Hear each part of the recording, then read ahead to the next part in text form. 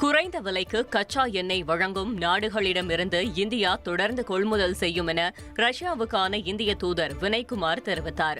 ரஷ்யாவிடமிருந்து India கச்சா எண்ணெய் வாங்குவதற்கு கடும் எதிர்ப்பு தெரிவித்த அமெரிக்கா, போரில் இந்தியா மறைமுக உதவி செய்வதாக குற்றம் சாட்டியதுடன் இந்தியா மீது 50% வரியை விதித்துள்ளது. இந்நிலையில் ரஷ்ய அரசு செய்தி நிறுவனத்திற்கு பேட்டியளித்த மாஸ்கோவுக்கான இந்திய தூதர் வினய்குமார், இந்தியாவுக்கு அமெரிக்கா விதித்துள்ள வரி விதிப்பு நியாயமற்றது என்று தெரிவித்துள்ளார்.